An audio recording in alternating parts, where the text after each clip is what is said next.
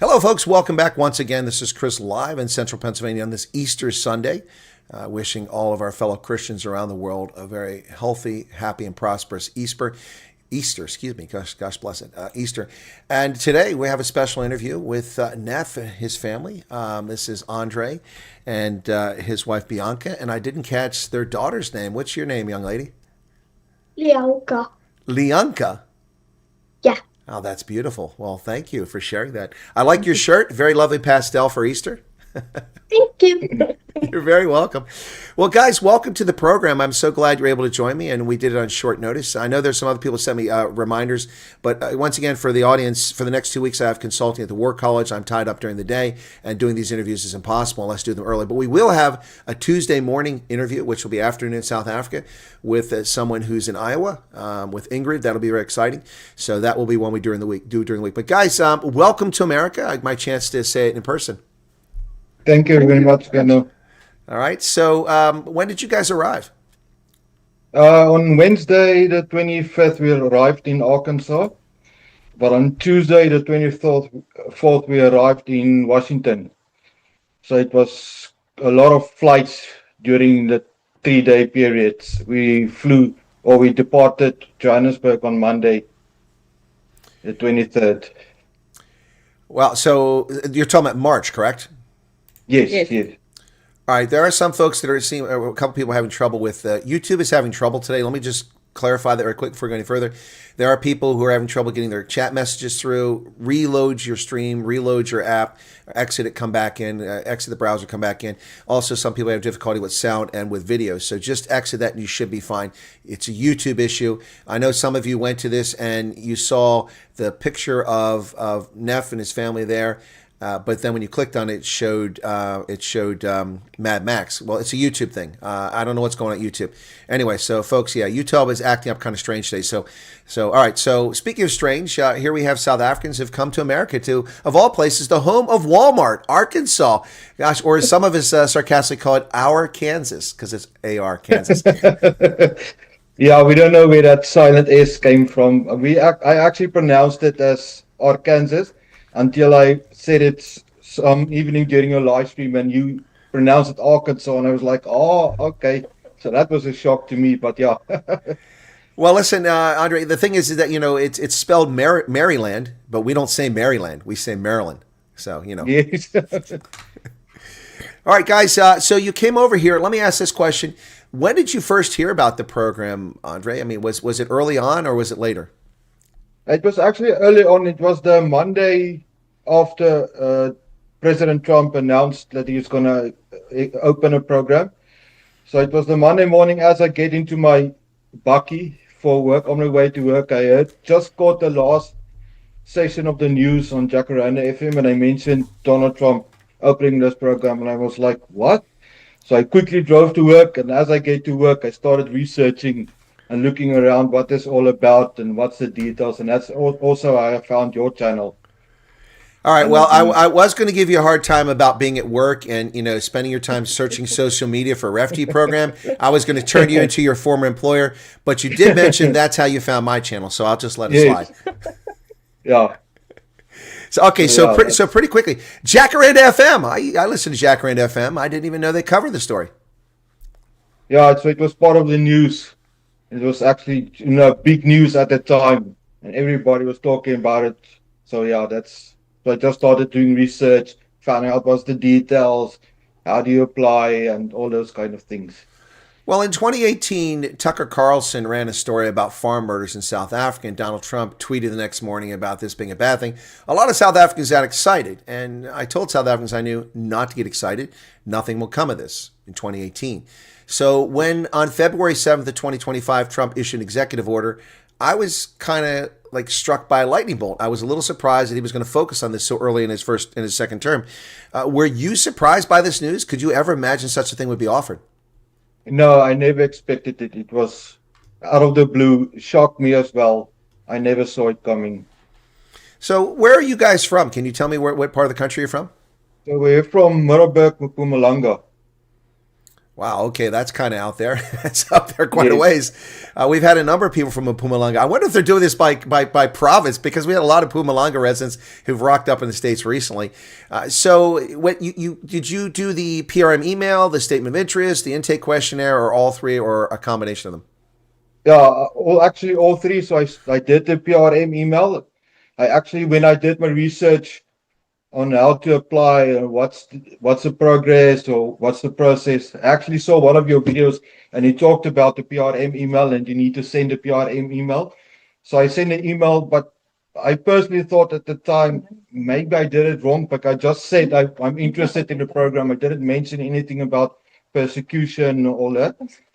But I did the PRM email and then we left it, or I just let it go, forgot about it. And then I did a statement of interest as well. When you mentioned it in your Wimpy stream, that's how I also heard about the statement interest, and I did that. Another word, and then I also did the questionnaire in November. As soon as that came available, I did that. Well, I've got to say that, that morning, one of my viewers tipped me off to that, because I'd already, I was in South Africa in May, and they tipped me off and they said, hey, they put up a statement of interest this morning, and I said, okay, and just was show me just moments after. It hadn't been up very long, and so I went and checked and verified it was real, and then I did that Wimpy video. So I'll never forget Wimpy. I mean, Wimpy's a place I don't really like, but I got to admit that the breakfast was pretty good that morning. Look, I don't encourage people to leave South Africa. I don't discourage them from leaving South Africa. But in retrospect, I'm so glad that was not an easy video, by the way. I had to move over in OR Tambo in the middle where people walk, and next to one of the information booths where the police have their thing, hold my phone up sideways to get a good Wi-Fi signal, because the network wasn't helping me out to get that video loaded up, because it was several hundred megabytes. And I'm standing there holding my phone. My arm was getting numb loading that thing up. But I'm really glad I did the Whippy video, because I heard from so many people actually saw that video. So that's pretty cool. All right, so you guys did all of that. And let me get this straight. So you did a PRM email in February of 2025 and a statement of interest intake questionnaire, and you only arrived in America in late March. Did I get that right? Yes, yes. So I actually wrote down the timeline of everything that we did. So yeah, it started in February, and I think it was the 19th of November, we got our first call from RSC. And then they said they'll be contacting us within a few weeks, get our details. They confirmed all our personal information and all that. And then on the 5th of December, we received a MEI background check request, and we had to do our fingerprints. And then on the 19th of December, we received a pre-screen notification that will be done in December or January. And then on the 23rd of December, we did a pre-screen notification that we received that our pre-screening will be on the 14th of January. So throughout the whole December, it was nothing. And then on the 14th of January, we did a pre-screen interview. That was via internet, a virtual meeting. And then on the 12th of January, we have confirmed our appointment and call, also for a pre-screen appointment. So on 14th of January, we did a virtual interview. And on the 15th of January, we received the appointment for medicals that needed to be done for the 19th of January. So on the 19th of January, we went for the medicals. And then also on our way to the medicals, they actually phoned me and said that they got the appointment for our USCIS interview for the next week as well. Well, that's quite a lengthy journey there. So I want to ask Bianca, but before I ask her, I got to tell Bianca, interest full disclosure. A few years ago, Bianca, when all the people named Karen were getting frustrated at people using the term Karen to describe crazy people, I started saying Biancas, just an interest of full disclosure. I started using the term Bianca instead of Karen. I've kind of fallen back into the Karen thing, but anyway. But seriously, so Bianca, let me ask you this question. In your wildest dreams, did you ever think something like this would even be remotely possible? No, not at all. We just went on with our lives. In the beginning, yes, you got a little bit frustrated waiting for the call. and then eventually you move on with your life, and then wait for the time. All right, so now you're in Arkansas. You're there. It's the home of Walmart, Bentonville, of course. I don't know if you're near Bentonville, but Bentonville is the home of Walmart. Have you been Yes. to a Walmart yet? Yes, Yes, we actually we are are in Bentonville. Yeah, we're in Bentonville. Oh, that's too funny. I didn't realize that. You may have told me that, but it went over my head. Wow. Okay, so you're in Bentonville. So are you guys like going to take the world by storm and go run off and get jobs at Walmart and become senior executive management in a couple of years? No, it's a couple of years, maybe. We'll see. As I'm an electrician, so I don't know if Walmart is kind of my career choice, but yeah, we'll see where life takes us. Well, an electrician, I guarantee you one thing. If you can't find work, you're not looking in this country. There's electrician jobs everywhere. Yeah, my wife always says I've got a correct or a right career, but I was in the wrong country. Back in South Africa. Yeah, well, I think that's a fair statement. So let me ask you this question. So Bianca, when you guys arrived, were you greeted at the airport by someone from the agency? Yes, we were. My husband was getting our luggage. I was a bit stressed because I didn't see anyone. They say it will be the guy in the blue, and we didn't see anyone, but eventually they saw us. And yeah, so he greeted us, and they also had the volunteer there to bring us some food. And yeah. So we at least had someone. So they greeted you there, and then did it take you to temporary accommodation or to an apartment, and how did that go? They took us to the hotel there in Bentonville, and yeah, everything went well. I could say everything for us went smooth. All right, that's an important distinction. That's why I'm asking the question, because we have cases where people have bad case officers or negligent case officers. So we want to highlight the truth, whether it's good or bad. When you went through this, so they put you in a hotel. How long before you got? Are you in a permanent apartment now, or is that still a hotel? No, we are still in the hotel. We are still in a hotel. That's the only complaint I have with our agency.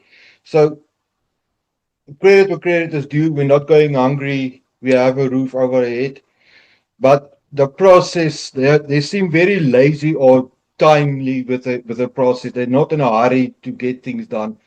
When I arrived, and still I have this anxious feeling. I want to get my socials. I want to get EAD. I want to do this. I need to get on my feet as soon as possible. And these people, they will lay back, say, listen, you have to wait 2 weeks before we can do your socials. So tomorrow I actually have to phone to get an appointment for our social numbers. But they're very, I would almost say, lazy or relaxed regarding the process. They're not in a hurry to get us back on our feet or what. But at least we're not going hungry. They still bring us all cash assistance, and they're sorting out the rent for a room. So, yeah, we can't complain too much. I would just wish the process would bit more hastily with the process. Yeah. Well, that's one of the things that I talked about recently. I made a video, which hasn't had a lot of views. I'm a little surprised by it, just 4,000 views, about Social Security numbers, because that's a misnomer, 2 weeks. The deal is that you can apply for a Social Security card immediately. However, the Social Security Administration recommends you wait 10 days. And maybe that's where these organizations are coming out with the 2 weeks, because that's two work weeks when you include weekends. So that's probably, but you're not required to, but it's probably not a bad idea, because it takes time for the Homeland Security information and Health and Human Service information to make it to the Social Security Administration's database. And when they first start trying to get you the number to verify who you are, that's where they're going to get information from. So if they don't have it, it's going to lead to a delay. At least that's a perspective. So while you can do it immediately, and it's best to get it as soon as possible, it's 10 days of recommendation from the Social Security Administration. So that's probably why they're telling you 2 weeks. So you guys don't have Social Security numbers yet, and you do not have your EADs, correct? No, correct. So I was about to write a complaint email to you or to ORR. Uh-oh. we got poltergeist in the hotel. So yeah, I was just about to write a complaint email, and I just decided just sit back, relax a bit, give it some time. I know I'm in a hurry to get everything done, and I'm in a rush, but it's a new place. Settle down, relax. There's no need to be in a hurry like that. And we also didn't even receive our I-94 yet. So I contacted our caseworker on, I think it was Thursday, and asked him, listen, it's been more than a week. We haven't received the I-94s yet. So he told me, they've got some technical difficulties at the department or what. So I said, I'll bugger this. I went online. After about an hour or 2 hours, I spoke to him. I went online and I downloaded our 94s ourselves. I haven't even told him yet that I got it. I just want to see when or does he respond with the R94s, because we need to do our socials next week. But yeah. Well, I can try to confirm from a couple of case officers I know, but I believe that they have access to at least copies of your I-94s in their system. So they should be able to give you a copy of it. I mean, I think that's the case. Let me look into that. I think that's the case. Anyway, so a lot of people in the chat saying they started the process a long time ago, and some have been called. A couple of people here, they went to do their interviews the same time you were there, and you're in the States and they're not, but they're not freaking out here. They're saying, look, you got to be patient. Yeah, that's the thing. All right, so things. Yeah, I think your approach is probably sound there, Andre, because it can't happen overnight. So, but if it starts stretching into weeks, then you've got a concern. Yeah. So some of the other refugees that are in the same hotel as us, they're actually moving in tomorrow into the permanent residence. But they've been here for 5, 6 weeks. Yeah, 5, 6 weeks. So I'm not going to wait that long, but I'm not going to rush them into, let's say, 1 week or 2 weeks. Well, the challenge, of course, which a lot of people don't realize, you may realize this, but a lot of people coming here don't realize, is that in America, of course, you have to have a Social Security number to be a person. That's the first thing. Second thing is that when you rent a place, which everyone's going to do, there are no Rob Hersoffs or Johan Rupert's coming over in this batch, as far as I know, or Patrice Motsepe is coming over. So everyone's going to be renting when they arrive. And to rent, you have the norm is a Social Security number, also a deposit, and that can be as much as 2 months of your monthly rent, although it isn't always the case. And you're expected to sign a lease, and that's difficult to do if you don't have a Social Security number and you don't have the money for a deposit. So all of that comes into play. And so sometimes realtors also do background checks. They're not going to turn much up on you because you don't have any history in America. Yes. But what happens is that all these things are necessary. It's sometimes challenging to find apartment complexes or houses that will rent with that will waive those conditions. Because it's a risk for them. So in Las Vegas, I met the agency out to the African Community Center. I met the director, Milan Devatek and Devatak. Those guys have built up a relationship because they've been doing this for like 17 years in Las Vegas. They've built up a relationship with a couple of housing apartment complexes, which are actually rather nice, nicer than any I ever lived in. And because they're reliable and because the rent gets paid, although one person didn't have rent paid recently, but it gets paid, habitually, there's a level of trust there, so they're able to get apartments for the refugees. That isn't always the case in some places, and it's difficult. Plus, the other piece of this, which people have to understand, is that during Biden's administration, the price of virtually everything in this country doubled. And so but the money given to refugees hasn't doubled. It's the same. So now they've got to try to find a way to make this happen. So that may make it difficult to find a place. Now, we've met your daughter, Lianka, there. Do you have other children or just Lianka? No, it's only Lianka. All right, so you only need a 2-bedroom. That's going to simplify the process because if you have several children and the ages and sexes, you're going to have so that should make it easier to find you a place. 2 bedrooms are pretty common. 3 bedrooms are more challenging. 4 bedrooms are very hard to find, and 5 bedrooms you might as well go live on a farm.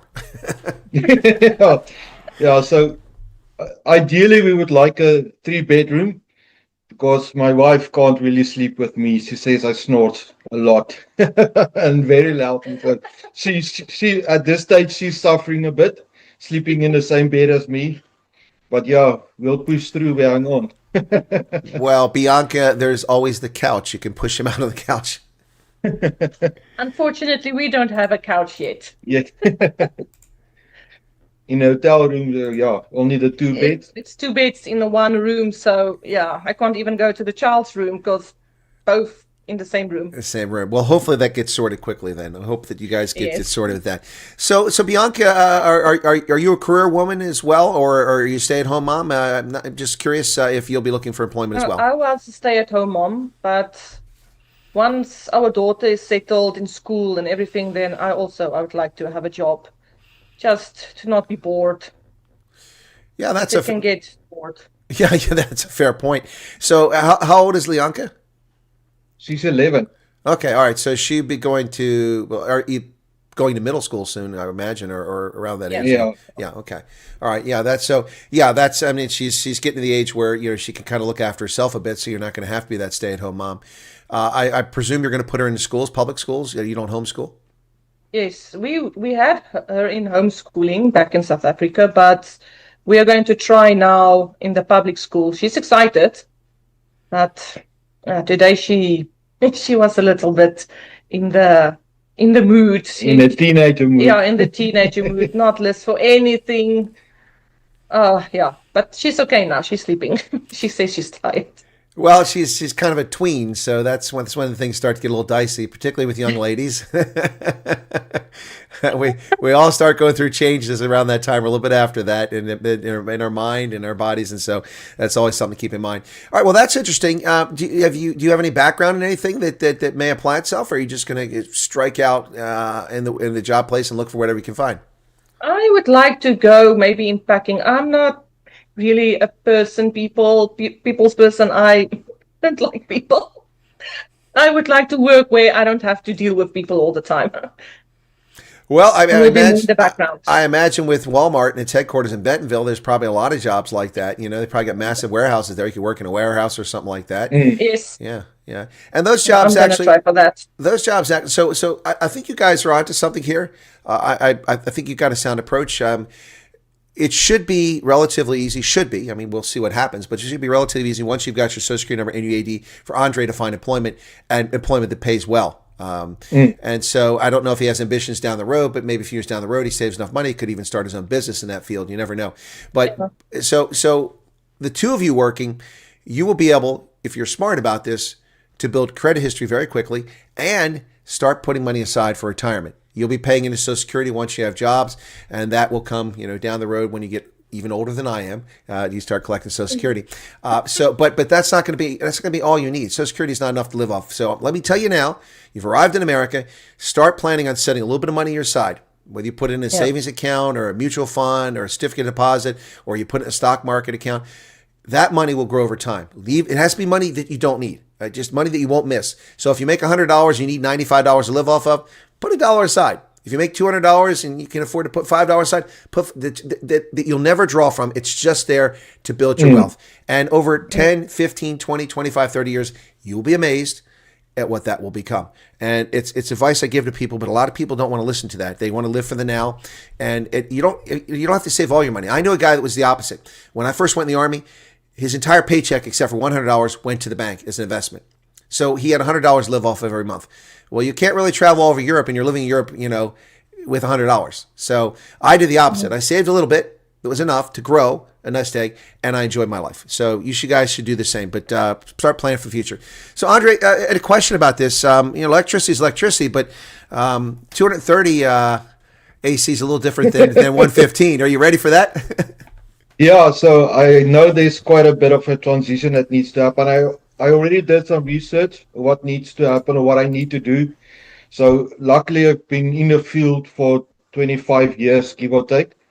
So that experience helps me a lot, but I will still need to recertify or relicense myself in the US. The only thing that helped me from South Africa is a time in the field or experience. So I don't need to wait or work a certain amount of hours. So they will look at my credentials, and I just need to do basically the test or the exams over again to get relicensed as an electrician here. All right, so Andre, the lamp, it's in my front yard that's supposed to be lit up so you can walk in the driveway and up the walkway at night, has never worked. The crappy people who built this house with illegal aliens didn't hook it up properly. I also have a problem with my garage, one of the lights, and I'm just too frugal to hire an electrician because it costs too much. Listen, I'm willing to, if you make it over this way, pay you to do the job, but I want to see your certification. You understand 115 volts first, okay? Understandable. Oh my goodness. Anyway, well, look, it'll be a minor transition for you, but obviously it's a little bit of a different transition. By the way, in your hotel room, I can see the granite counter behind you. It looks very similar to my kitchen. It's over her shoulder right there. It looks just like my kitchen. Well, it's actually wood. Oh, is it wood? Counter, but it's covered with it looks like it's a laminate. Yes, Yeah, yes, okay, okay, yes. all right. Well, no, mine's actual marble. It's actually made for the actual marble. Thank goodness. You can tell because you can scratch the stone if you're not careful. All right, so Yes. all right. Well, that should be interesting. Let me ask this question: had either of you or Leonka ever flown, or have you ever flown this? I doubt you've flown this far. It's a long flight. Yeah, we actually flew back in 2011 for honeymoon.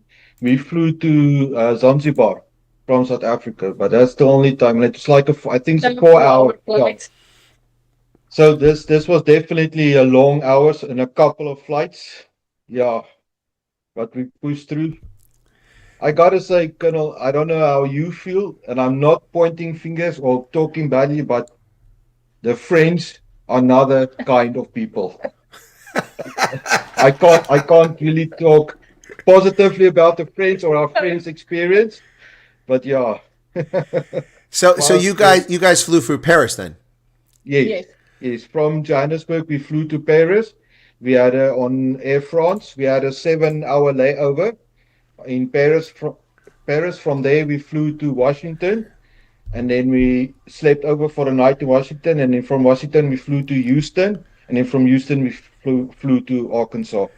Okay, so Bianca, I'm going to apologize because we gave you the worst route. Because first off, Cape Town or OR Tambo, hands down Cape Town. Okay, Frankfurt or Paris, hands down Frankfurt. Charles de Gaulle or a landfill over Charles de Gaulle Airport. So, and then from Charles, Yeah, go ahead. we had all the bad spots. You did, and then it continues to get bad. Then you went to Dulles, another crappy airport and a long airport, and where you have to get on a little bus train to get from one place to another. Then you went from Dulles to Houston, another crap location to get to Arkansas. So you truly are in the middle of nowhere. Yeah, literally the middle of nowhere. Oh, that's So, yeah, but I crazy. gotta say, from the American side, everywhere we stopped or everywhere we got off, they were very well organized. They know what they were doing. They kept us together in a group. So yeah, that I gotta say compliments or credit for credit is due. They were well organized and escorted us well, told us this is a gate you need to go to, this is the time. They helped us check in the baggage. So that was very well organized. Well, that's excellent. I'm glad to hear that. Your bag showed up, nothing was missing. Yes. Well, that's good. That's always good because OR Tambo is always dicey about your things showing up in your bag. Actually, to be fair, it's much better. But in the build-up to the FIFA World Cup in 2010, they fired most of the baggage handlers because they were thieves, and they cleaned that mess up. But before 2010, going through OR Tambo was really dicey, particularly international flight, because you're not coming back to complain. You're leaving. So if you're not a South African, it happened to a lot of international travelers. So that's good. All right. So in the process, let me ask this question while he's drinking a glass of water there, Bianca. What was the most frustrating thing for you in this process? Now, you guys, it was 13 months, almost 14 months after you first showed interest in this to come over here. What was the most frustrating part for you, Bianca? For me, it was more the flights. I was okay with everything. It's the flights. My husband gets a little bit, he can't cope with the stress. He's more on his own. He goes on his own way. He cares about himself more than he can't cope with the child and everything. So I was there. I was coping with the bags. Then he will ask someone a question. He will leave the stuff there, and then I've got to go and get it. So by our last flight, I just completely lost it. Told them, on each flight, take the food you get, take the cold drinks you get, because maybe you're not hungry now or thirsty now, but when you leave the plane, you might be. And every time I have to tell them that, they don't want to eat, and then you land, they want to eat, they want to be thirsty. So yeah, on my last flight, I just completely lost it. And I just went out on them. But yeah, I was like, I can't think for everyone. I'm a single person here. I can't think for everyone. Get everything together. Get the child together. Make sure she's okay. Because she had extreme jet lag. She was so tired. She was nauseous. She had headaches. So, yeah, that was the most frustrating thing for me. Just to get over here. Well, look, I appreciate It was nice. I appreciate your perspectives on flights because a lot of people don't realize just how long and tiring and stressful it can be. Those with Yeah. autistic children or small children, infants, toddlers, it can be, or adult toddlers. You know, it can be difficult on flights. But the other piece of this too is that people, you know, you have to remember to make sure you have all your stuff with you. You stop so many times, Yeah. so many places. You get up, you move from here to there. Maybe you go to get something to eat. Maybe you go to the toilet. Maybe go here. Maybe you go do a little shopping or something like that. And you do that over and over again. And like, do I have my purse? Do I have my passport? Do I have my, you're checking yourself. And I mean, it's That's it's the child. oh yeah, well yeah, there's that too. Do we have the kids? That's a fair At point. some point, I was like, just please remember yourselves. Exactly. No, but I mean, a lot of people don't even think about that aspect, particularly when you do what you did. You went 1, 2, 3, 4, like 5 flights to get where you're going. That's just crazy. And the planes, they just got smaller and smaller. And oh my goodness, that last flight, I had to just be calm because I got claustrophobic. It's like 2 seats on this side, 1 seat on this side. And yeah, everything it just gets smaller and smaller.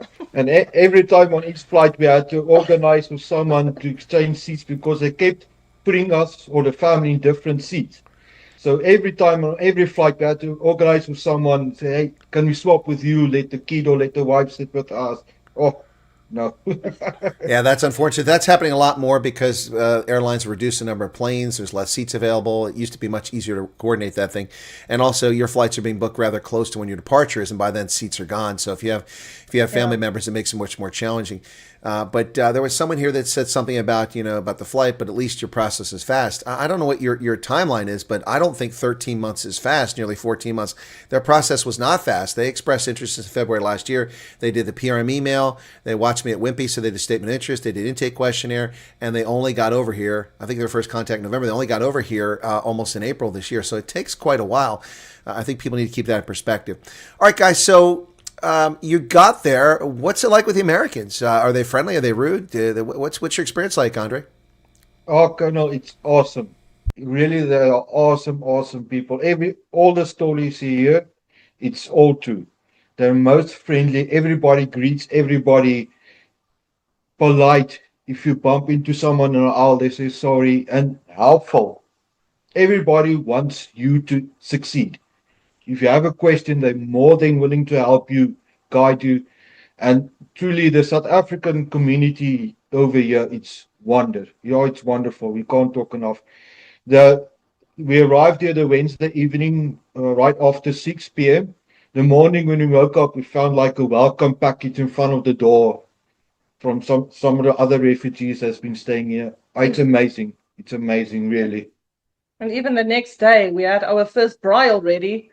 I was already getting into bed. I want to sleep because I haven't slept yet.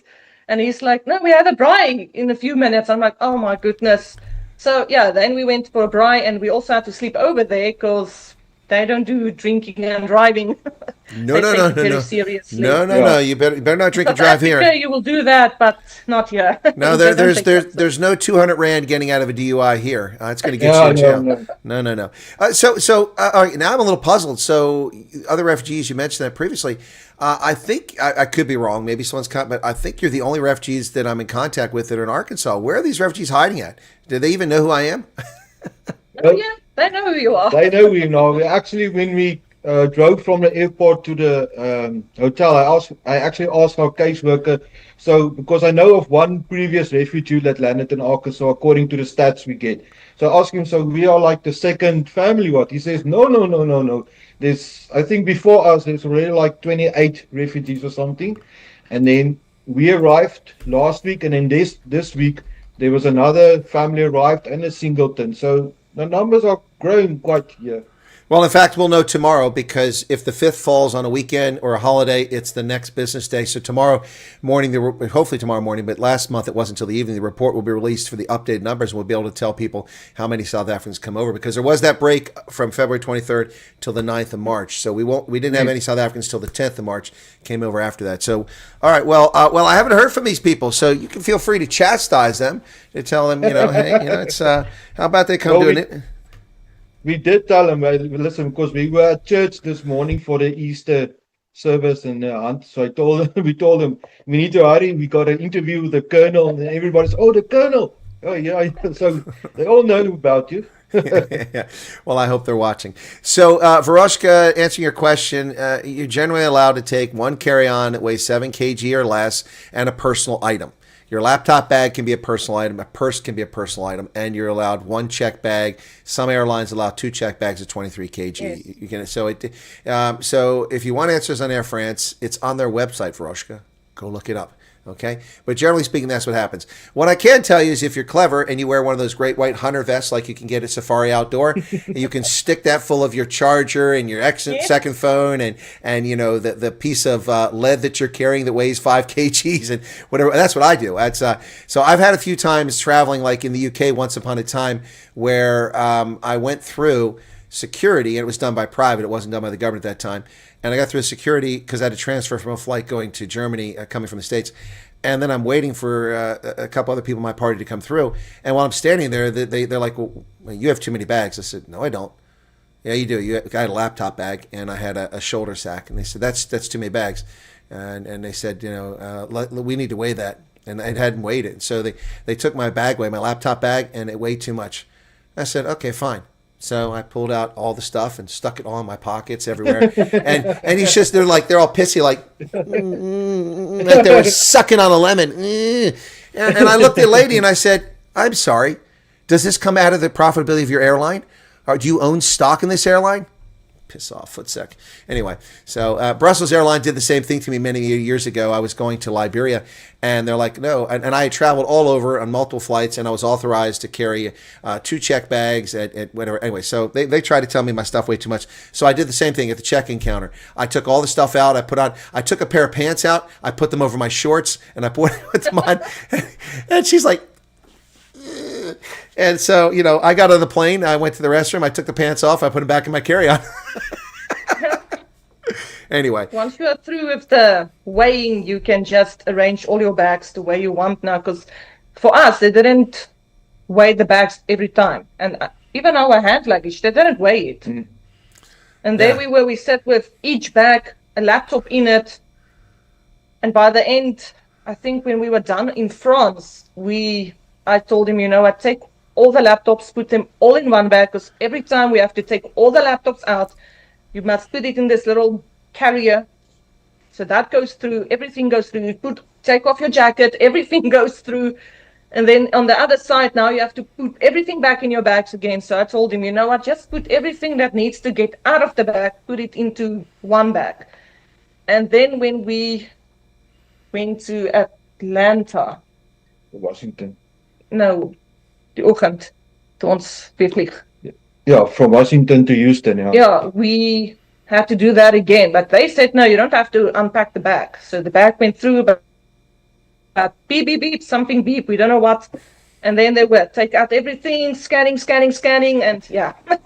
So that's what we had to do. Well, at least that was the last time we had to check. There's a lot of people appearing in the chat now that I've never seen before. A lot of people.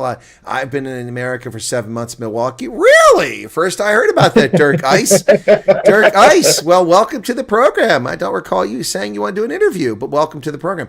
And someone else, 7 months now, Susie Serfontaine. Any relation to Jan? I'm still waiting to see Jan play for the Bulls. He was supposed to be playing for the Bulls, but he hasn't played. I'm glad to see him back in South Africa. Any relation to Jan Serfontaine? 7 months now in USA, Colorado, Wyoming, Mississippi, and now Florida. Are you on holiday? Not on holiday for 7 months. Colorado, okay, Wyoming, yes, Mississippi, Florida, Anyway, all right, so yeah, so people are saying flying is good if you prep well. No, it's not. If you're over 6 feet, flying is miserable because the airlines keep sticking extra rows of seats in. I paid for an exit row seat, and it was a 737 from Chicago to Las Vegas, and I had less leg room than I did a little pond hopper that came from Philadelphia. However, I will say this. My flight back from Vegas was an Airbus, A319, I think it was, exit row. I could have laid down on the floor in front of my seat. I had so much leg room. I had more leg room on that flight than I did on the flight that takes 20 minutes from Philadelphia to Harrisburg. I think the plane was smaller than my leg room that I had coming from Vegas. That's how small the plane was. Well, yeah, the leg room were killing me specifically. When we flew from Johannesburg to to Paris, it was on a Airbus A350. But at some point, it was like, I think, a 11-hour flight.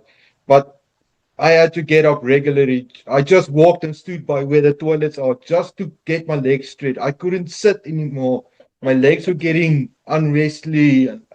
Oh no. And your butt gets hurt. Yeah, no doubt. No doubt. Crampy. Carl Rasmus asked, you can take electric guitar over. Look, I don't know the answer. I know airlines allow things like musicians can carry guitars on.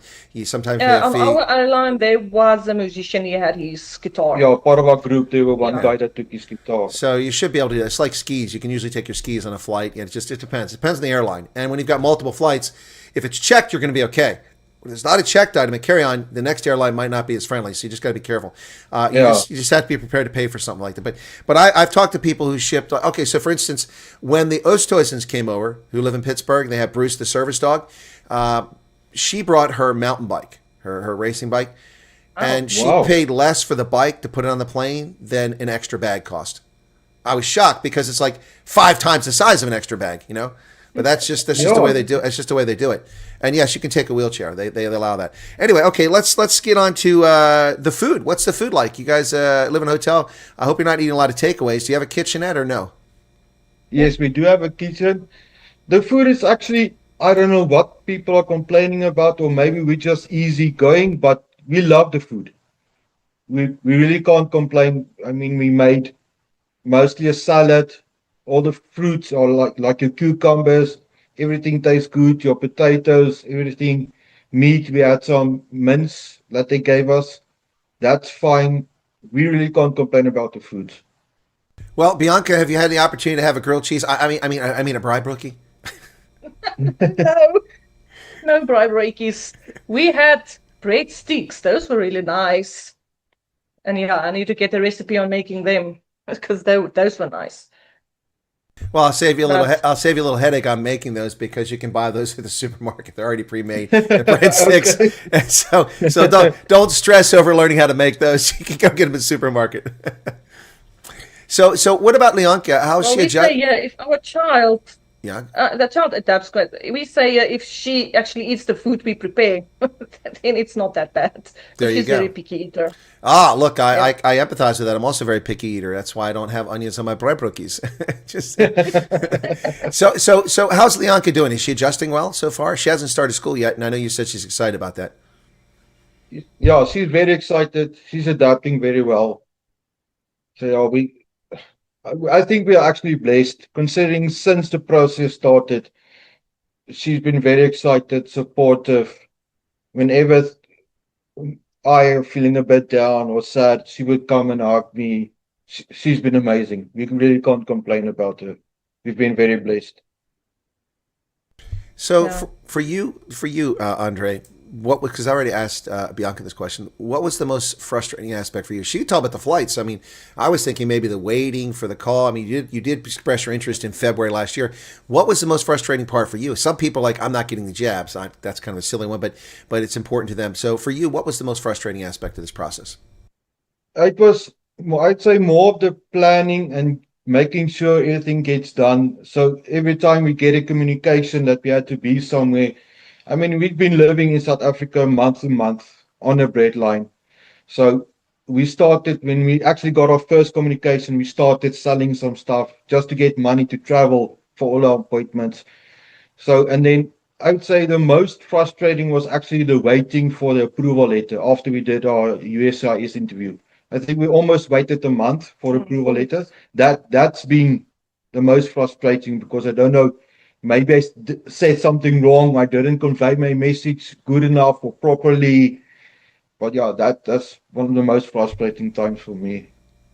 Well, I can certainly understand that. I know a lot of people second guess themselves, and you even second guess yourself at the beginning there, Andre. You send an email and you're like, did I put enough in it? Yeah. So, but I would say during our USCIS interview, we went in late. We were one of the last families that went in for the interview. I think we went in just after 3 o'clock in the afternoon. So you waited all morning you waited from like 7 o'clock till 3? Well, that had to suck. Yeah. So we were like one of the last families that went in for the interview, and our interview itself went very quickly, considering or versus what other people wait for. They talked to us all together, And then when they just confirmed our personal details, they said, no, Bianca can go out. They will just talk to me. I think that interview was like in a half an hour, 40 minutes. And then I came out and I even asked the agent, can I like, must I send my wife back in or what? He said, no, don't worry. We'll call for her. And then went out and then we waited. I think it was just after 5 in the afternoon. They came out to say, here's your card, you can go. And I was like, wow, are we that boring people because we didn't really go out? What, or are they like, no, these people can't be this boring, we had to check. And even during the interview, I kept on feeling or got the feeling I didn't convey my message properly, because as you ask me a question, let's say your fear of persecution or whatever the case may be, and I started talking, answering, the agent was typing, so out of respect, when I saw he's typing, I stopped my answer, and I thought, no, when he's done, I'll continue. But when he's done typing, he'll ask the next question. I was like, but I didn't even answer the previous question completely. So yeah, I always got that feeling that maybe I didn't put enough effort into it or didn't say the correct things, but all worked out. All worked out in the end. Yeah, no, it can be. I'm sure you never know what to expect. You know, I know I've talked to a number of people that go in. Some people because they had SAPS experience or the old National Party era police, or they were in the SANDF or the SADF. They come in and they spend hours in there being grilled, and they think they're going to be disapproved. But it's not a question of that. They've got to do a thorough job. And what's happening now is, I believe a number of these cases, they've had time while they've had this data available to do background checks, and they're pretty confident they have the information they have in some of these cases. Yours may have been one of those cases. So it didn't take a long time to just sit down, confirm who you are, see if you're being evasive, if you're being honest, and they're probably able to determine that pretty quickly. But that doesn't give you any degree of confidence, because you're like, I must have failed this test. They got done with me in 30 minutes. Yeah. But I want to tell the viewers or the people that still wanting to get over, don't stress about it. They know what they're doing. They're straightforward, respectful, but they know what they're doing. And I almost got the feeling like they want you to get over. So they'll look for excuse or for answers to get you over, instead of trying to fail you or deny you. It's good to hear. I mean, that's certainly been my experience talking to people. Let me take a question from the chat very quickly, or unrelated. It's from Mandy Jacobs, and she said, "Don't know if it's been the right platform to ask." Yeah, it is the right platform, but it would be better if you ask it in the next in the refugee conversation. But I don't want to forget about it since you asked it here. I've been divorced for 32 years, and our courts don't have a copy of the decree. Will an affidavit work? Well, it'll have to do. But if you're going to get an affidavit, make sure as much information as possible is included. You were married on this date. This is where you're married, and you were divorced on this date, and this is what courthouse it took place, or whatever. And if you know the name of the law firms and such, put as much information as possible in the affidavit. It'll have to do. Again, some things are simply impossible to obtain. I don't understand what's going on in South Africa. The record keeping there is atrocious in some respects. Other respects, it's really good. But I mean, we have people that come from countries where refugees who don't have birth certificates. They're not going to get one. For instance, Erica was approved for the program, and she decided not to come over, waiting for a family back in August. Otherwise, she would have been here already. But Erica was born in Katanga, in the Belgian Congo. There are no birth certificates. She's never going to get one. So she would have to have an affidavit to explain what's going on. And they can accept alternate documents. So the answer, to my understanding, Mandy Jacobs, is it'll have to do. Just make sure you get it as complete as possible, and you get some kind of competent legal authority, an attorney or a court, to sign off on. Okay? All right. So, okay, guys, back to your conversation. Go ahead. So sorry, Colonel. We actually made the UIS interview agent blush, because he was asking about tattoos, and my wife's got 4 tattoos. So they wanted to know where they are and what they mean. And so we actually told the agent, it's like one of them is a succubus. And the agent went like, what's a succubus? So we had to explain it's like a fantasy type character and seduces men and what. So he started actually blushing. And he told them that she's got another tattoo that's on quite a private area. So, and he asked, where's this tattoo? It's like a dragon. So I told him, it's on a private area. And he was like, okay, yeah. He didn't say anything. He just typed. You made him blush. Listen, Yeah. I know what a succubus is. I love that series, Lost Girl. It was a great show. I really loved it. So I know what a succubus is. At the risk of getting in trouble with the ladies, I think a lot of men probably feel that way about their spouses. Oh, I didn't say that out loud. Anyway, yikes. All right, so, gosh. Okay. Wow, it's going to get me in trouble. You know, you're blushing. Yeah, no, I have rosacea. That's just me turning naturally red. All right, just checking. All right, yeah, fair enough. All right, so we talked about food. We talked about the process. Now, without going into detail, for you guys, even though it was a short interview, did you have examples of past persecution or something happened to you, or your legitimate fears of future that is the reason you put your application in? So we actually had just had a fear of persecution.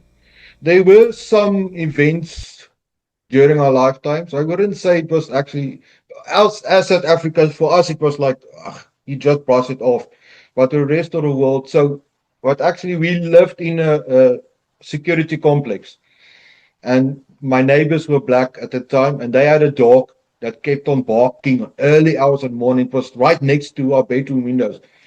So we laid complaints, formal complaints, and so on. And so at one morning, my wife decided, F this. She had enough. So she took a bucket of water and threw it on the dog over the wall. And my neighbor saw it. And he actually came out and he started shouting at me, telling me I'm a white piece of shit. And he will put me out on the street and he will buy the house we were renting and he'll make sure I have nothing and so forth. So, and even during when we went for our medicals the morning in Joburg, so coming from Middelburg, we have no idea how bus lanes work and all that kind of stuff in Sandton. So we drove and we're actually using the GPS, and at some point we ended up in a bus lane on our way to medicals, and we were using the GPS. So we were driving and we saw a traffic officer in front, also in a bus lane. So I thought, maybe just give him a chance, because we were also looking for a gap to get back into the normal lane. And I saw him stopping, so I stopped next to him and I actually showed him, like, you can go. I give him a chance. And he was like opening his window and he just started shouting at us, do you think we are special? And all that kind of stuff. So we actually used that during our interview and said, listen, we're on our ways for the medicals that day. We had some racial issues.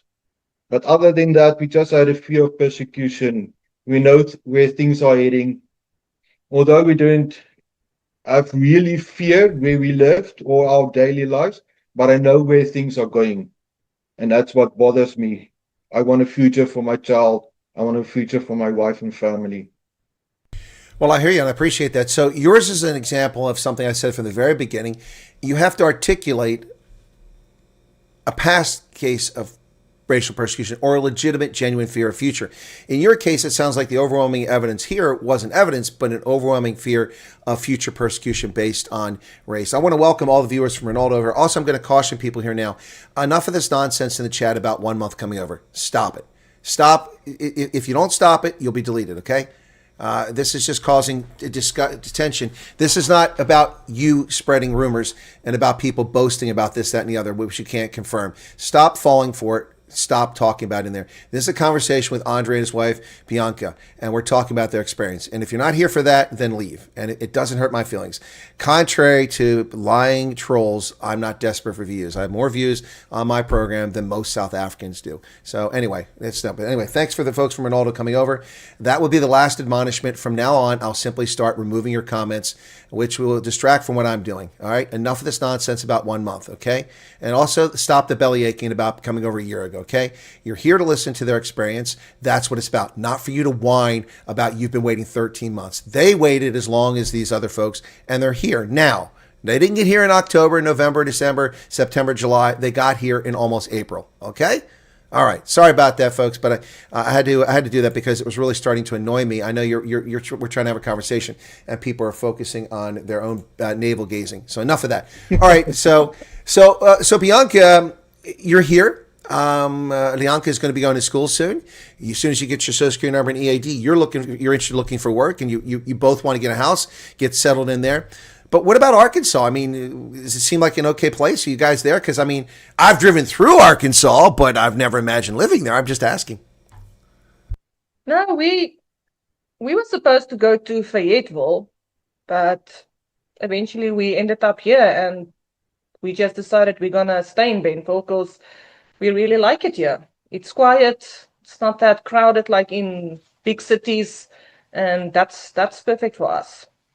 Well, that's pretty good. Fayetteville's a little hectic. I've been to Fayetteville. Wait. I'm sorry. Yeah. Fayetteville, Arkansas, right? Yes. Okay. I'm sorry. I defaulted to, as a military person, Fayetteville is in North Carolina. That's where the 82nd Airborne is based at. Oh, okay. So that's a little hectic. Fayetteville, Arkansas is okay, but I was thinking of Fayetteville, North Carolina. That would be something else. So Karin Janssen von Rensburg has asked a question about Andre getting financial assistance with his electrical certification. I don't know that that's the case. Is anyone? You're not doing it. Okay. I don't know that's impossible. You might be able to find an employer that's willing to do it. I don't know. That's a possibility. Yeah. The only chance you have to do it yourself, or if your employer is willing to do it. But nobody from the program, from a refugee program, they won't assist you with that. Yeah, no, it's not one of their normal tasks. But it depends. You know, you guys are saying that, but I tell you, the refugee agencies I met in Twin Falls, Idaho, the guy in Harrisburg, and then the folks out there in Vegas, I'm willing to bet that they probably try to make that happen, or at least get you in the right place or direct you to the right place. Those are people that truly care and are engaged. They do it at a sense of mission, not because it's their job. I mean, and I'm sure there are lots of folks like that around the country, but I don't know. You guys, you're not frustrated with your agents, but you're a little concerned about their kind of slow southerly pace. So maybe they're taking a slow southerly pace. But anyway, yeah, certification, that's going to be something that we've talked about already. So the hotel, what's that like, Bianca? I mean, it can't be fun staying in a hotel. I've lived in a hotel for 3 months before, and other than the fact it cost me $3,600 a month, which I wasn't happy to part with, I didn't like living in a hotel. It gets old. For me, other than being in the same bed as the husband with the snoring, well, it's okay. Sorry, I Andre. will go out with him. I can't help. That's too funny. Yeah, he's a smoker, so every time he goes out and I follow with him, and now eventually there's some cats around here, and my daughter is trying to catch those cats. She wants to take them with her when we get an apartment, but no, they run away. And I'm not a cat person. So look, if you do cave in and let your daughter have a cat, my recommendation is to go to PetSmart or one of the pet stores. They have adopted ones there. They've had their immunizations. They're either spayed or neutered, so you don't have that problem. My recommendation is to stay away from the feral cats. Yeah, she's actually just trying to feed them. She actually just wants to pet them. That's all. She wants to pet them. But yeah, it's going to take some trust from their side that she has to gain first. She got very close to one of the kittens that's very curious, and she would move a little bit, and then the cat was watching away, and she came closer. By the time he looks back, that cat had one hell of a jump because he didn't think she was that close already. I was so scared that cat was going to scratch her. We don't know what illnesses they have. But it ended up well. Didn't scratch her. Well, there are a number of people jumping in the chat rather late, asking questions we've already answered. My recommendation is I'm not going to rehash these questions. Feel free to go back and watch the broadcast from the very beginning. You'll see answers to your questions about education, about the flight, about their child. All that's there. So we're not going to rehash that. All right. Well, yeah, I would stay away from the feral cats, though. It's just so. I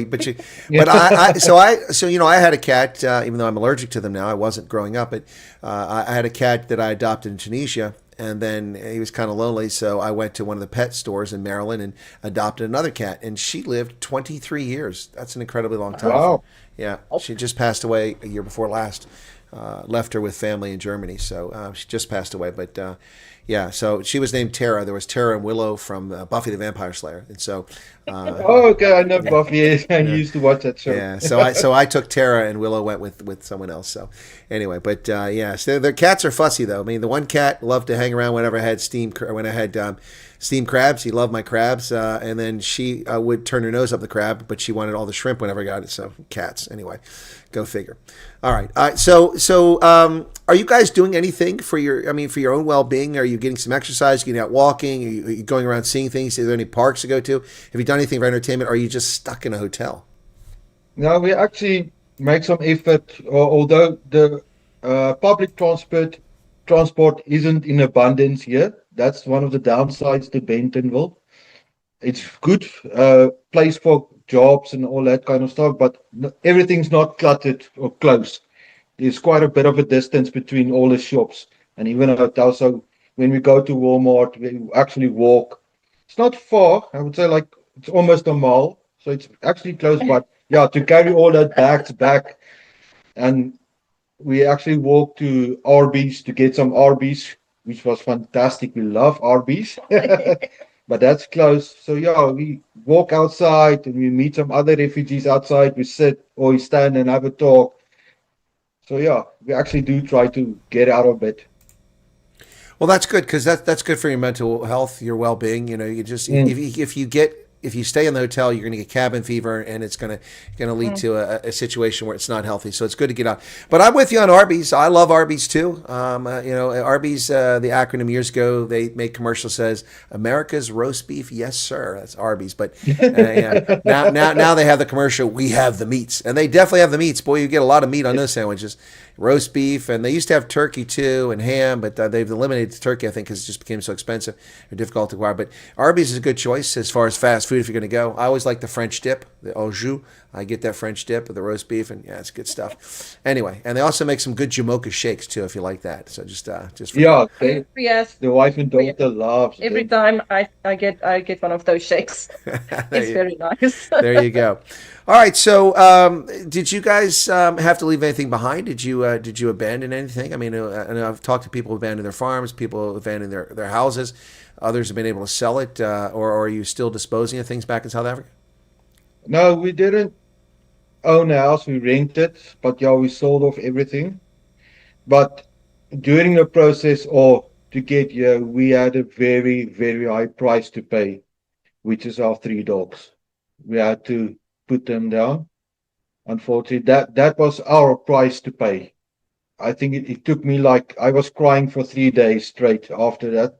That was a very heavy burden for us was our dogs. But other than that, just sold off everything. I still have my debt that I'm going to pay off or plan to pay off. I'm not going to abandon that. But yeah, other than that, no, not really something that's still left behind. My mother and sister are still living in South Africa, but they have no interest in coming over. So yeah, other than that, it was just us. Well, once you get established in a home and you got it going, they're always welcome to come over on holiday and visit you. Yeah, Yes. well, we did make the offer. My mother is a bit fuzzy or a bit against it. She's quite old in that regard. She says she doesn't got any interest, but we'll see. We'll continue. You'll see. Well, no doubt for both of you, putting down the pets had to be a difficult thing. I can understand that. For many people, they're a part of the family. They're not simply guard dogs or hunting dogs or whatever people use them for. They're valued members of the family. This is an issue that's come up from the very beginning. We had two different groups that have promised to bring pets over, and it's not gone particularly well. We had the pet lift, which ran into all kinds of problems, and there's some ferrayas that betrayed the program and caused them problems with the State Department by lying about them. They had to get recertified with the State Department. To my knowledge, they've yet to bring any pets over. Then there's Project X. Nicole was involved with that. They claim they've had a few pets over, but I don't know if any more have come over. But it's a very difficult process. I myself, the cat that I mentioned, both those cats I talked to you about, I paid to fly them from America through South Africa, which is the major expense because South Africa's ridiculous veterinary requirement. It's interesting, people can run their cattle from one farm to another, and spread foot and mouth disease under the government, and they do nothing to stop it. But bringing a cat or dog through South Africa, they want a body cavity search, and you pay thousands. So it cost me quite a bit to send both my cats to Botswana and then to send them back. I reduced some of the expense because part of the expense was flying them from. They didn't go overland from Joburg to Gaborone, so I eliminated that by dropping them off in Pretoria East, and that reduced it. But still, that was I think I spent $5,800 the first time, $5,800, and I spent $2,800 taking them back. I was got a better deal, but still, I mean, we're talking thousands of dollars here. That's just two cats. Dogs there's more expenses because the tighter test. Yes. So that's a difficult thing for a lot of South Africans to understand that, and you don't want to just let them loose and put them out there. So that's not good for them. So that had to be tough. But what kind of dogs did you have there, Bianca? What were they? We had 3 little Pekingese dogs. So for us to bring them over, it was the plan also to bring them over.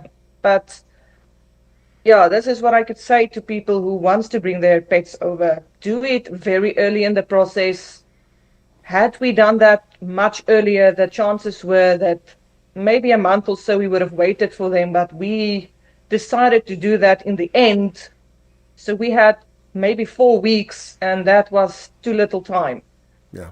So yeah, we had to leave them behind. Yeah. And we had problems also because they are the Pekingeses. Most airlines don't take them, and if you do, your crate needs to be bigger because they struggle with the inhaling, and yeah, it's a big process to get them over here.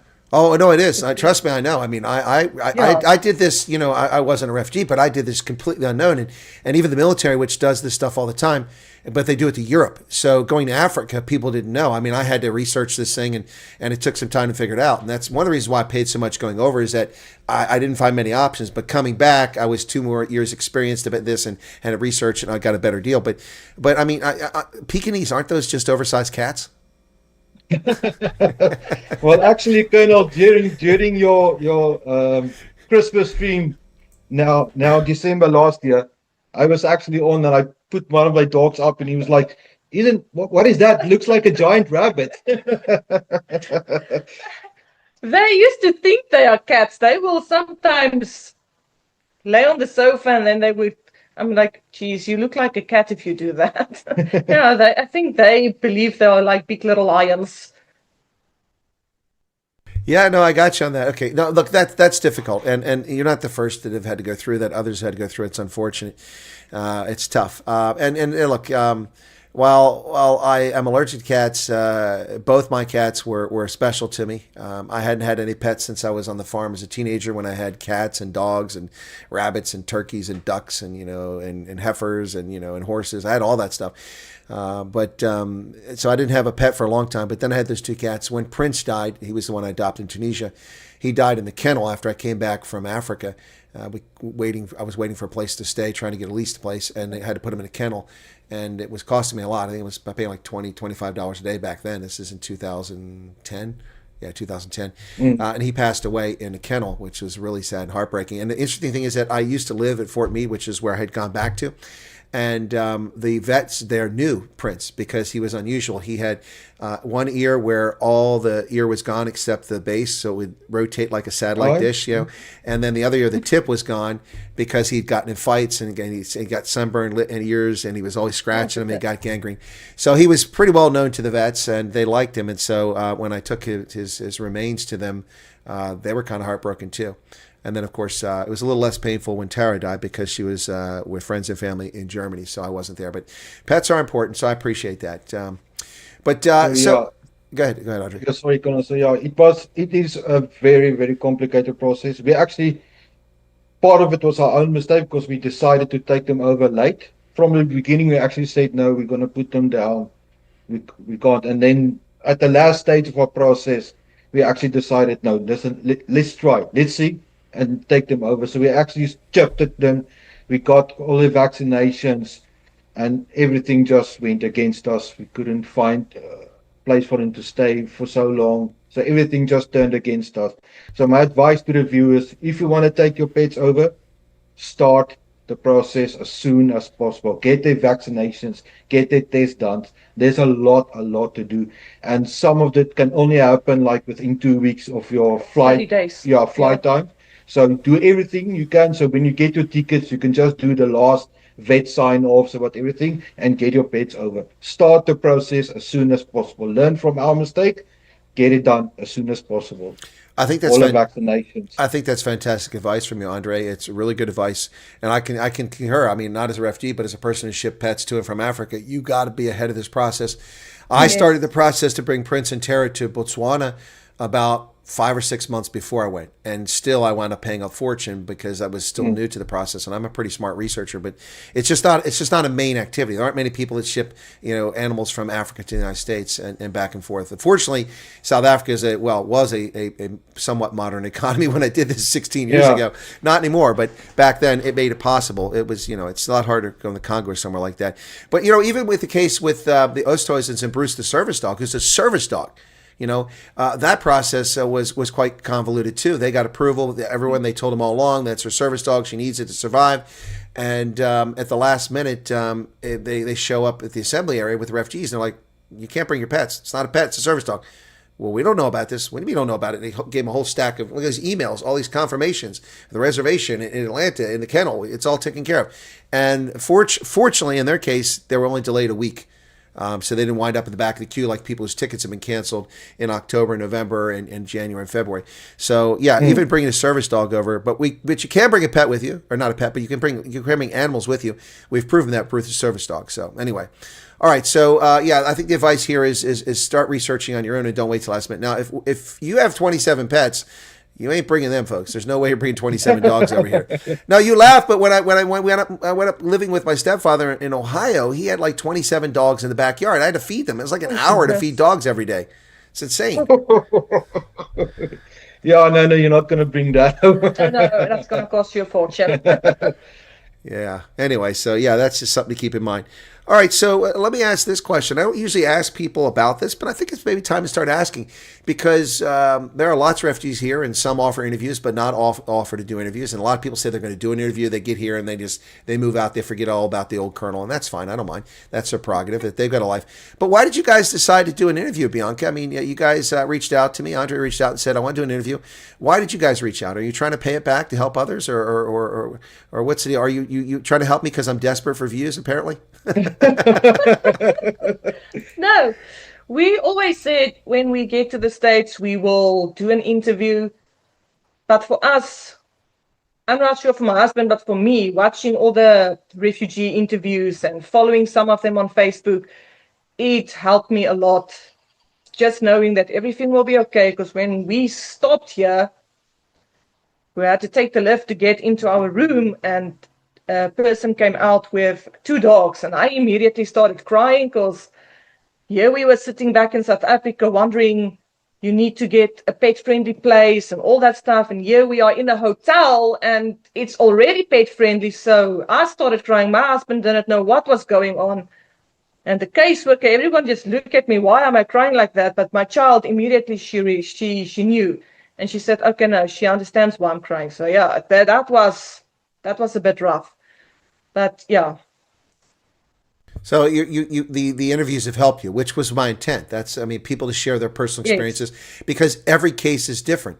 But we do have some cases that refuse. So your case is one that I haven't really focused on this, but you didn't really have much in the way of past racial persecution, but you had a future persecution concern, and that was sufficient to get you here. So that's a different angle. When we have the Stoltz family on, they blew all the myths apart. They're not farmers.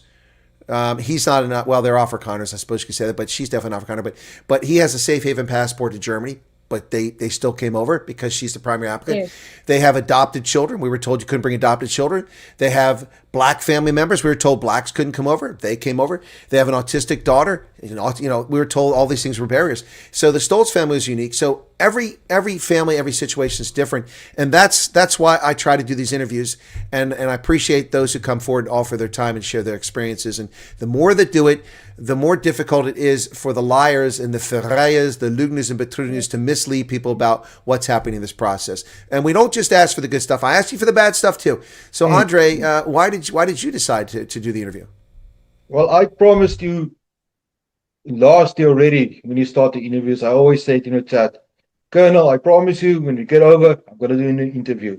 And that's just my way of thanking you and giving back to the community. And if I can answer someone else's question that's still in doubt, whatever, if I can answer one question, I'm happy. I did my part. I paid it back and I helped someone. And I think that's brilliant. And I really appreciate you guys coming on for that reason. So why don't we go ahead and get to the point we're going to wrap up here. And let's start with Bianca. And Bianca, if you have any advice or any recommendations or any concerns or any encouragement or discouragement, if you want to discourage people from coming over, that's your prerogative.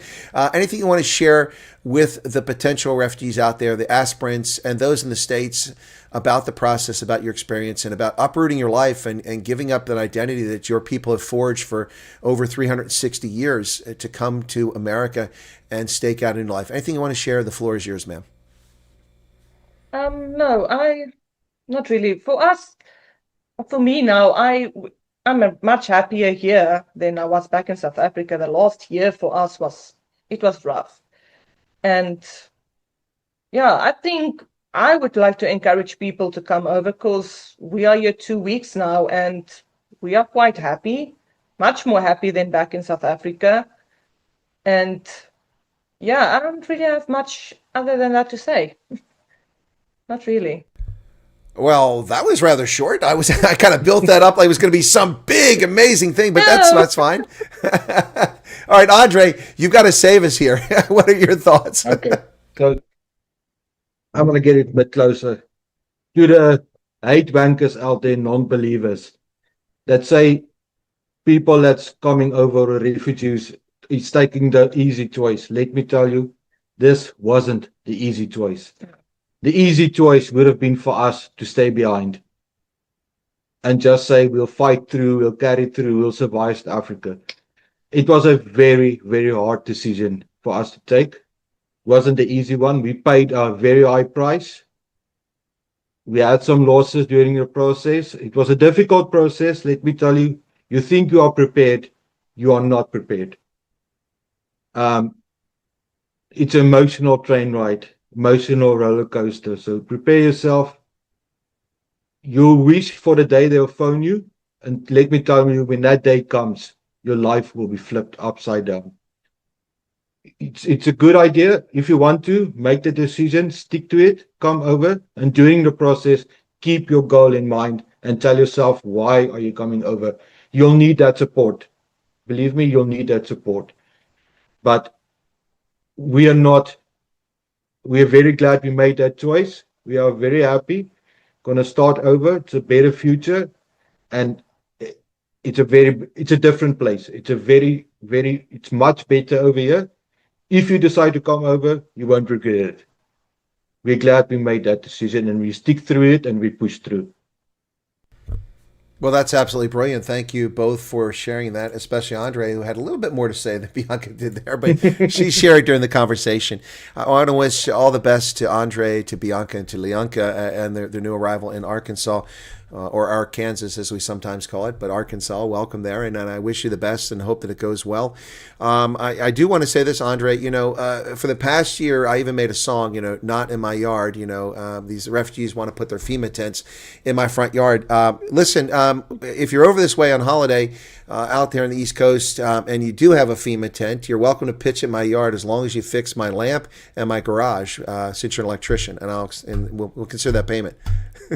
Well, luckily we have an American friend that's also staying in Pennsylvania, and he said, hey, listen, at worst case, I've got a room for you. I've got a free bed for you. You can come and live there. So yeah, we pretty much sorted. All right. So it's Matthew says, don't look outside. Matthew, have you put a tent up while I wasn't looking? Well, it looks like the sun has come out. It was kind of nasty and rainy this morning. I still haven't got my raspberries out. I couldn't get it done last night because the wind was too much. But I want to thank you both for coming on and sharing your experiences. And again, wish you the very best. Look forward to it. Don't be strangers. Feel free to stay in touch. And if you want to come back on a few months down the road when Andre is running a $14 million electrical services company or something like that, and let us know about all your success or jobs, and maybe Bianca now becomes the HR manager somewhere in Walmart where she has to deal with people and pulls her out of her shell.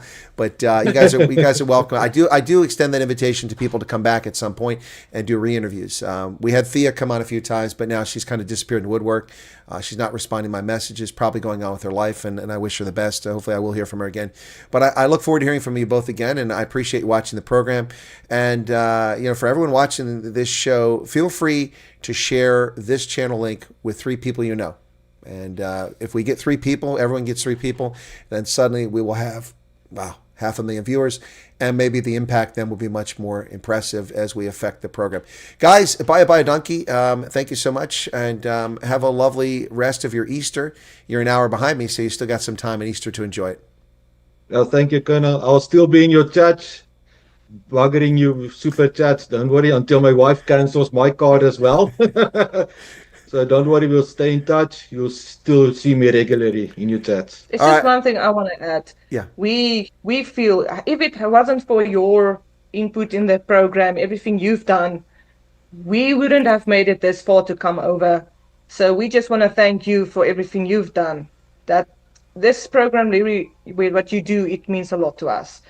If it wasn't for you, I don't think we would have made it this far. We would have listened to the Farriers and all the news out there, being scared to end up in the FEMA tent.